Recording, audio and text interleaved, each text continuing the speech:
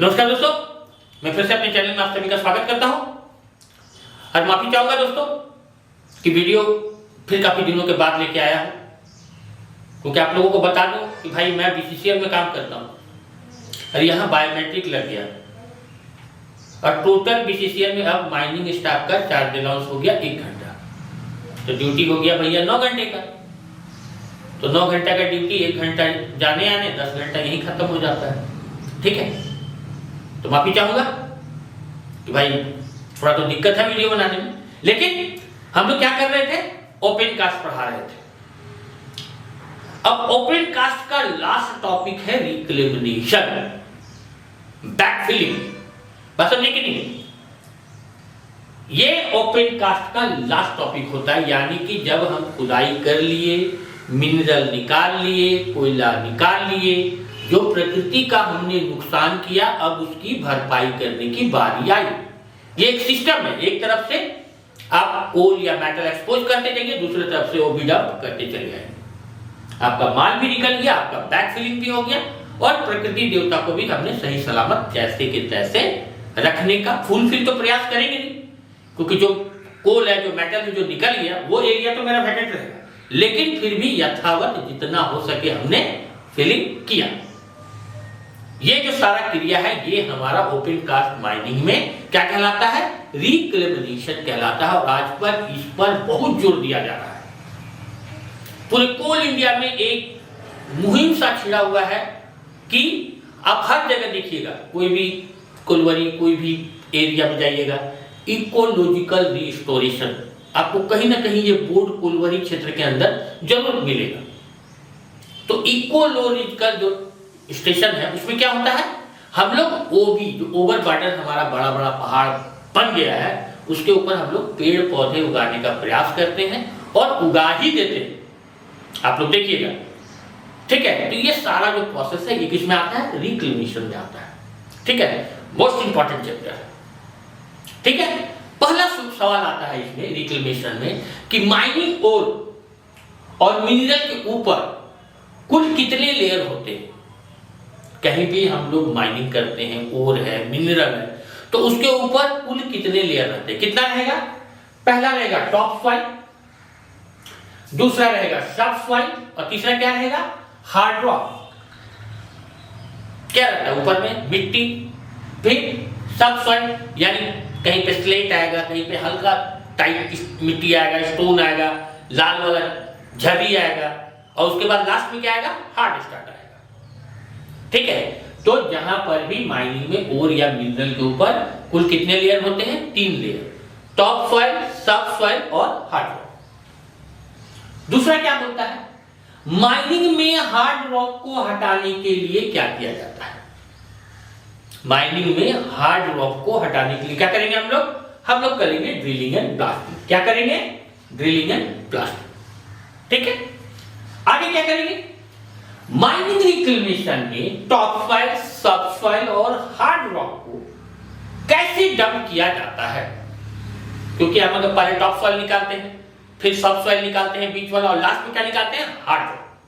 तो ये तीनों को जो हम लोग डंप करेंगे वो कैसे करेंगे, रिक्लेमेशन अगर आपको कहीं करना है तो तीनों को हम लोग अलग अलग जगह पे डंप करेंगे। कहां कैसे करेंगे, अलग अलग जगह पे डंप करेंगे। ठीक है, चौथा चीज क्या आता है रिक्लेमेशन में, कि रिक्लेमेशन जब हम लोग करते हैं तो सबसे पहले किसकी फिलिंग करेंगे। या माइनिंग है, कहीं से एक्सपोज हो गया, सपोज करो हम टोटल माल एक्सपोज कर दिए, कोयला निकलना था कोयला ले लिए, मेटल निकलना था मेटल ले लिए, जितना डेप्थ तक आपको जाना था 9 सीन, 10 सीन, 11 सीन माल निकाल चुके। ठीक है, अब हमको बैकफिलिंग स्टार्ट करना है, रिक्लेमेशन स्टार्ट करना है। तो सबसे पहले कि उस गड्ढे में किसका डंपिंग किया जाएगा, किसका डंपिंग किया जाएगा, सबसे पहले हार्ड रॉक। रिक्लेमेशन की स्थिति में सबसे पहला जो माल डंप में जाएगा वो जाएगा हार्ड रॉक। हार्ड रॉक के बाद किसका डंप जाएगा, तो हार्ड रॉक के बाद जाएगा सब सॉइल और सबसे ऊपर में कौन रहेगा, टॉप सॉइल। यानी कि जैसे हम लोग खुदाई किए पुनः वैसे बैकफिलिंग कर रहे हैं। सबसे ऊपर में क्या था, टॉप सॉइल, फिर सब सॉइल, फिर हार्ड रॉक। था ना। तो जब हम लोग रिक्लेमेशन करेंगे तो सेम पोजीशन, सबसे नीचे रहेगा हार्ड, फिर रहेगा सब सॉइल और फिर रहेगा टॉप सॉइल। ठीक, अब बात करते हैं हम लोग कि रिक्लेमेशन का मोटिव क्या है, क्यों करेंगे हम रिक्लेमेशन भाई। तो इन्वायरमेंटल डैमेज को रिपेयर करने के लिए हम लोग रिक्लेमेशन का काम करते हैं। ओपन कास्ट माइनिंग में रिक्लेमेशन का काम हम क्यों करते हैं, क्यों करेंगे? इन्वायरमेंटल डैमेज को रिपेयर करने के लिए हम लोग रिक्लेमेशन का काम करते हैं। अब आगे चलिए, क्या है कि लैंड रिक्लेमेशन कितने स्टेज में किया जाता है, यानी जो लैंड का रिक्लेमेशन है हम लोग जो करते हैं वो कितने स्टेज में करते हैं, कितने स्टेज में? Physical and biological, 2 stage. Land reclamation 2 stage में होगा, फिजिकल एंड बायोलॉजिकल रिक्लेमेशन। 10वां सवाल आता है रिक्लेमेशन में कि माइनिंग रिक्लेमेशन में फिल्टर लेयर और ब्लास्ट स्टोन से कितना फिलिंग किया जाता है? फिल्टर लेयर और ब्लास्ट स्टोन से कितना फिलिंग किया जाता है? कितना किया जाएगा? Approximate 0.5 metre, approximate 0.5 metre. कब? जब हम फिल्टर लेयर और ब्लास्ट स्टोन से बैक फिलिंग कर रहे हैं तो कितना करना है? 0.5 मीटर। अब आता है माइनिंग रिक्लेमेशन में सबसे बड़ा ग्रैंड साइट। इस वर्ड को याद रखना, इंपॉर्टेंट है। माइनिंग रिक्लेमेशन में सबसे बड़ा ग्रैंड साइट किसका होता है? किसका होगा? हार्ड रॉक का। किसका होगा? माइनिंग रिक्लेमेशन में सबसे बड़ा ग्रैंड साइट किसका होगा? हार्ड रॉक का। और सबसे छोटा टॉप सॉइल का। ग्रैंड साइट रिक्लेमेशन में सबसे बड़ा हार्ड रॉक और सबसे छोटा टॉप सॉइल। क्लियर? चलो आगे। बायोलॉजिकल रिक्लेमेशन कहां किया जाता है? अगर हम लोग माइनिंग रिक्लेमेशन कर रहे हैं तो वैसे स्थिति में बायोलॉजिकल रिक्लेमेशन हम लोग कहां करेंगे? कहां करेंगे? टॉप सॉइल, जहां मिट्टी है। ठीक है, आगे क्या है? बायोलॉजिकल रिक्लेमेशन को कितने स्टेप में किया जाता है?